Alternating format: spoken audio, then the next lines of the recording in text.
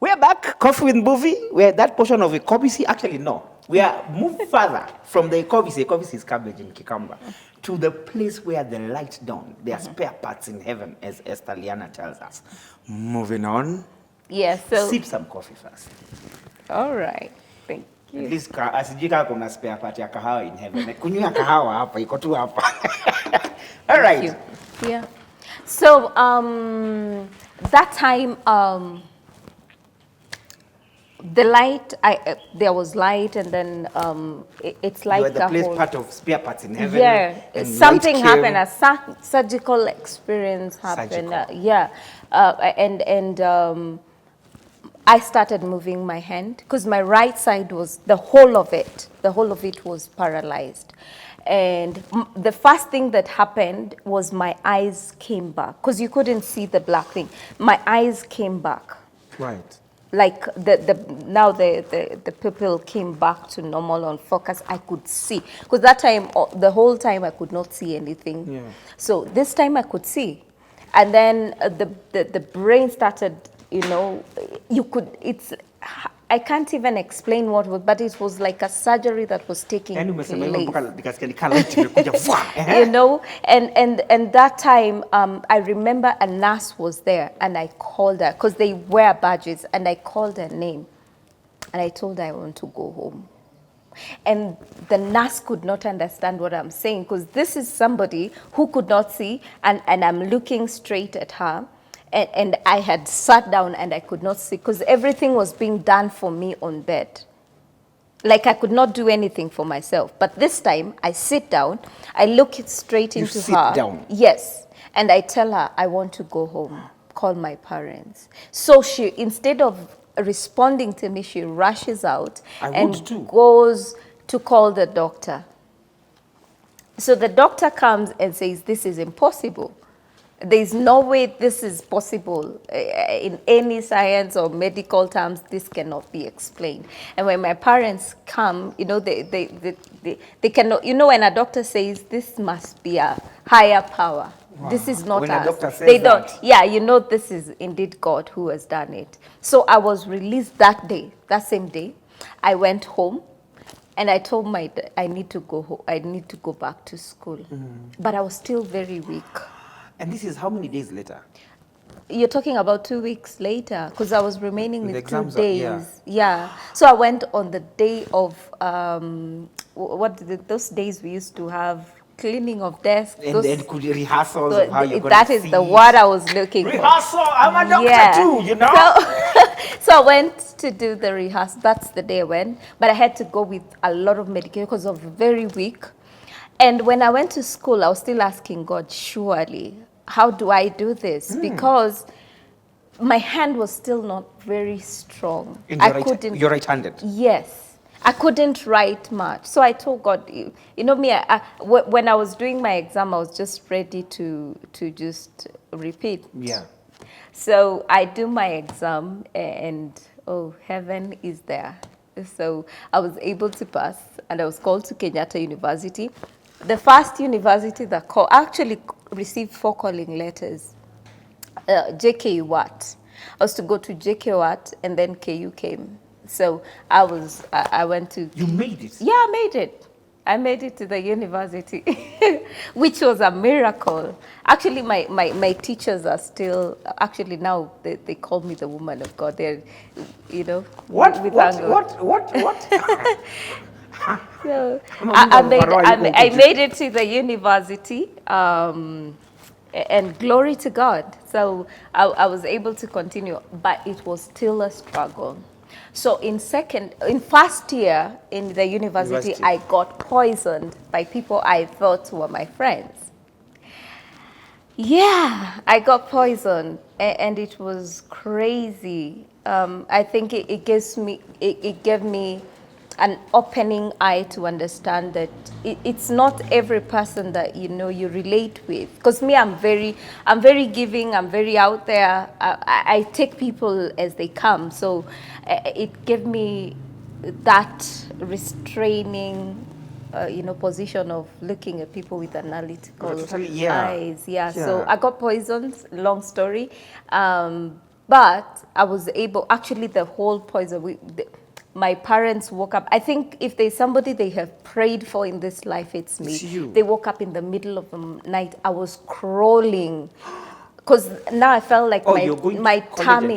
Yeah, home. Right. Yeah, I never stayed there because I was still in ministry. I started singing very long time.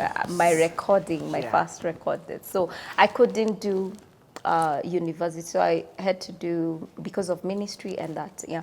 So my parents, what happened is that they came and prayed for me, and the poison came out. I vomited the whole poison, and that house was stinking like. The poison was so strong. Well, that's another journey. I think I've been poisoned 3 times because even in my workplace I was poisoned. But anyway, a story for another day. But then after that, in second year, I got paralyzed again. What happened, I was taking care of a little girl. She was epileptic. And this day she tells me, you cannot go anywhere. You need to remain at home so that we can, I can just spend, she was 10 years, I can spend time with you. I didn't know that was the last day I would see her. So after spending the day, she just slept. My dad tucked the kids in and went to tuck her in, and she said, oh, she's gone. That time grandma was living with us. So because our house has stairs, I had my dad calling my grandma. So I hid behind her because we joke a lot. I hid behind her in the stairs. And then my dad says, Bahati is gone. And I fell from the stairs down and collapsed. The shock and my. Yeah. So I was rushed to the same Mater hospital, and then my heart stopped beating. Actually, they were saying it was thread, that it was very narrow. So I was put on machines that will help me, pump my heart and stuff. And when I woke up, I could not be able to move. I was paralyzed from my waist downwards, and I was told I would never walk again. From the waist down? Yes. And I was taken home, and being taken home, I stayed there for 1.5 months, paralyzed. And then one time, God sends a lady. Her name was Nema. She didn't know, I didn't know her. Even today, I saw her once, and that was it. And she was told, go to this house and tell the lady that is sleeping on that bed to pray for you. To me, I felt like God was mocking me when she came in. Because she came in like, she came in like she knew me. And I was in bed. I couldn't do anything. I was in bed. I was weak. My body was turning yellow. My lips had turned black. My tongue was black. Actually, it was in a very bad position. So God sends a lady and tells her, go to this house and tell her to pray for her. That lady, I don't know her. And when she comes, she speaks like she knows me. So she's ushered to my room because they thought it was one of my friends. A relative or something. Yeah. So when she came in, she said, God told me you pray for me. She had a cancerous ulcer. When she would cough, you would see blood on her ankle. And I was like, no, I told her, no, I can't. I need the help more than you. Too. And she said, I think she was very adamant, and she said, God told me you need to pray for me. And this is what I did. I arrogantly said, I didn't pray. And I won't say I did pray, because I told her, by the stripes of Jesus, you're healed. And this is what God does. He uses that same word so that he can prove that it is not you who has done it. Wow. He used that word to heal her. And she became whole, and I was left sick. I've always wondered why that happens. And I really had a struggle with God, because I started developing hard feelings with God and asking him, God, what's up with you? Like, why did you have to heal and not me? Am I not? No, that time you're always in ministry, you've never done anything wrong. So you're like, God, hey, it's me. What's happening? And then God began to work on me. And he told me, Esther, I am dealing with pride. I'm dealing with something called pride in your life. until the day you realize that it is not you.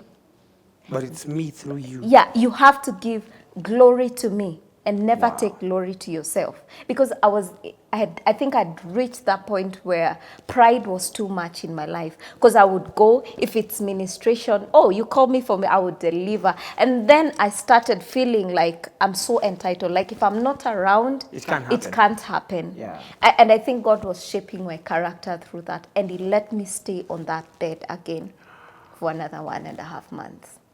What? Feeling like that. And then when he now now it was time for him to heal me, he spoke. And he said, I want to meet with you tonight. But I didn't understand what the meeting was about. So he had to reveal that to my parents, because they used to pray for me throughout. And they carried me from my bedroom to the living room. And they just started praying. You know, they didn't know what they were doing. They were just praying and not understanding what. And light filled, physical light. We are talking about physical light filled the room. And that's when I had a divine encounter with Jesus. Long story short, I saw, the first thing I saw was a hand stretched from the wall. I said, hold my hand. I couldn't, because I had never had a physical divine encounter. You can have vision dreams, but I never had that physical. I say, hold my hand. And then there was this form of being, pure being. I see people explaining Jesus, but I cannot be able to explain how he looks. You know, it's beyond our perception. Beyond. It's not the pictures you see. You know, sometimes people. It's beyond how. Yeah, it's not how people explain it. And he said, hold my hand, and he touched my hip. And he said, hold my, he lifted me up. And we started walking. As my parents were watching, they would see the light, but they saw the light. But I was seeing Christ himself. Them, they were seeing a light, a very bright light. You saw Christ. Yes. And we started see, but you can't explain. Yeah. We started walking, and people asked me how I was able, because he touched my tongue, and he said, I'm going to give you the gift of many tongues. And you will be able to, the nations you go to, you'll be able to understand their dialects. You'll be able to talk. You'll be able to communicate with them. Has that happened? Yeah. How do I sing Igbo? So what happened, it touched my tongue, and it's a lot of things that I'm going to include in my books. But I remember we walked, and he was giving me instructions of what I need to do about my life and the things he has, the plans he has for me, for my family and ministry. And after that, when it was all done, like normality came, I looked, what is happening? I couldn't understand. So I ran into my room and slept, because I thought I was dreaming. I didn't want to talk to anybody 2 days. And then after that, that's when I was like, oh, wow, this happened. And then after that, for it to be realized, I went to mission in Uganda. And in Uganda, we had some missionaries who were there. And these Ugandan people give me a mic and tell me, they were singing, and they tell me, continue singing. What they were singing? Yes. So I hold the mic, I don't know what they are doing, and I started leading in Uganda and doing their thing. Yeah, I don't know, but they could understand what I was saying. That's when I had a confirmation. Oh, so what was happening is happening. But then, because I was so ashamed of it, you see, it's not something you can tell people that this is happening to me. Also, I kept it again. I kept it to myself. But then after that, the journey continues. That's not the end of it. So I continue. I start working. I'm a teacher by profession. I resigned. And then in 2015, come from work. I'm sleeping, and all hell goes. Like, I sleep and my left side stops functioning. So I'm supposed to go to work in the morning, and my dad is wondering, it's 8 and she's not gone. So they knock in my door, and I'm not opening, I'm not responding. So they force in. When they come, they say they found me like kicking. It's like I was going, and my whole left side had turned black. Now it's the left. Yes. Usually, the first time round it was the right. The right legs, and now it's the left side. So I was taken to the hospital, put in machines, and I stayed for 12 hours without responding. And so when I woke up, I was paralyzed. And this paralysis was the longest because I stayed for 1 year. So on my left side, paralyzed, it was black, and that's when I lost everything. So I lost my job. I was to be married 3 months to. The wedding had to be off because this guy felt, oh, she's paralyzed. I can't deal with paralyzed people. So he moved on to another person. And I think that was now the job experience, because I lost the job, I lost my health. I was to get married, and that had to go. So my friends went. You know, the people you think, oh, these are my die-hard friends. Yeah. So they disappeared. I was alone. And that was the time God was teaching me rest. So for 1 year, I was paralyzed. God was equipping me for ministry. That time, I had already released Imela. And I had been called for a world tour to go and, but then 2015 got paralyzed. Everything got lost. And, in 2016, almost, I stayed 1.5 years.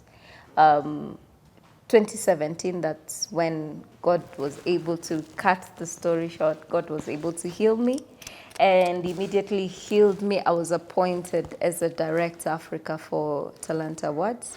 Yes. Yes. And then after that, immediately I was also appointed as a PA to a presidential candidate. Hello. So, hello. Tell me a little bit. I know we are short of time, and our time is well spent. But I wanted you to just mention a little bit about your song. We're going to play it. Is it Imela? Yes, Imela. That is the opener. Well, the other songs are... It's the same. It's the one and the same song. Right. Yes. So Imela, I did it. Actually, what happens, for me, I don't write my music. I just go and sing. I went and sang. And when I sang, my producer asked me, what is this that you're singing? I said, I didn't even know what I was singing. So we stayed 2 years with my song in the studio. Like 2 years, it's there. And I was not comfortable releasing the song. Because you don't know what you sang about. Because I was not even understanding how people will take it. You know, why is a Kenyan singing another dialect? Yeah, and it's deep dialect. Wow. So, and I was like, it stayed for 2 years. So by the time I released it, it was a signal by God, because it took a Ghanaian pastor to come and say, whatever you're holding, you need to release it because it has an assignment. And he didn't even know who you are or what you sang. So he had just come to visit, and he said, whatever you're holding, that you know you're holding back, you need to release it. And it has an assignment for people. So when I release it, I didn't even take it to the studios, but it still shocks me. But it has nothing to do with me. I say, whatever God puts in us, it is not for us, it's for people and now, for his glory. In a summary, yes, there's a verse that says, in view of all these things, yes, give a summary note of something that can encourage somebody. Half a minute. Half a minute. And then give us your handles. There is nothing impossible with God. That's what I always say. And everything that you go, every pain that you go through, every kind of struggle that you go through in life, it has a purpose. You have to understand your assignment, and you have to understand that God is greater than the pain that you see. So anytime you experience something, do not see the obstacle, do not see that pain. See what it is going to do after that, because my pain has birthed my purpose. Today I can be able to heal the wounds of people who are, can relate with what I have gone through through my own experience. So I always say that I was that, the sacrificial lamb that God needed to use for somebody to get healed, delivered, and saved. Amen. So it is possible. Nothing is impossible with God if you trust in him. Whatever you think is impossible is him possible. I'll see you. Esther Liana, thank you for coming. You're welcome. Give us that story. When you meet Esther Liana on the streets, Don't ask her how old she is because she didn't know. You know why? Some parts she was given new. So some parts are 10 years old, some are 3 years old. She has no idea of whatever. What testimony do you have? Do you want to have to come and share with us a testimony on Coffee with Movie? Talk to us, tell us. It's been fabulous being with you. Amazing story, like a movie, only on Coffee with Movie. See you next week. God bless, keep you, and may He make His presence shine upon you. Moving. Teddy, beat.